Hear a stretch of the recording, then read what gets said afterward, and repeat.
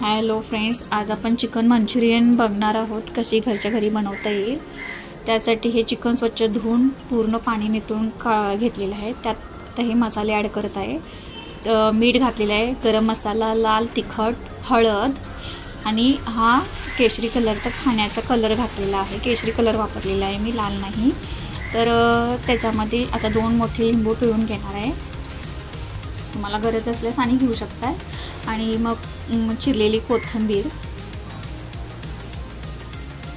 आणि लागेल तसं कॉर्नफ्लॉवर। सध्या 3 चमचे कॉर्नफ्लॉवर घेतलेले आहे। मला काय लागलेलं नाही, पण तुम्हाला जर लागत असेल तर घालू शकता ॲडिशनल। जसं बॅटरला चांगलं लागायला पाहिजे अशा पद्धतीने घालायचं। आणि हे मॅरिनेट करत ठेवून आता मार्केटला जाऊन आलेलो आहे मी, बाजार रविवार असल्यामुळं।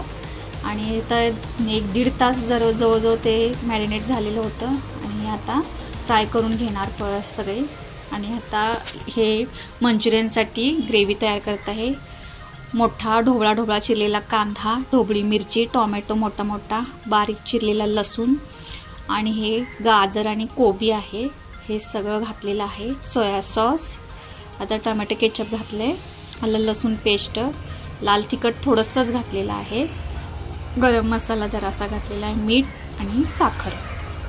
हे आता फ्राय करून घेतलेले मंचुरियन ते 3 पावशरचे केले जरी असले तरी ड्राय असेच नुसते कोरडे सगळ्यांनी खालेले आहेत भरपूर।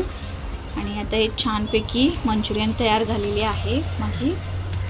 आणि हे आता सर्विंगमध्ये काढते, म्हणजे ज्याच्यात मी हे केलेलं होतं भांडी ढीगभर पडतात, त्यामुळे भांडी जास्त न काढण्यासाठी आता किती छान केलेलं आहे।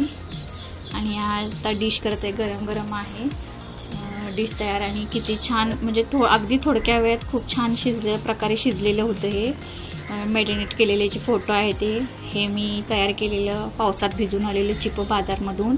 हे वैभवीने सगळी सलाडचं म्हणजे कोशिंबीर किचलेले वगैरे आहे, गाजरं कोबी वगैरे। आणि अशा प्रकारे डिश उत्तम झालेली आहे। घरी नक्कीच ट्राय करून बघा, खूप छान आणि कमी खर्चात होते।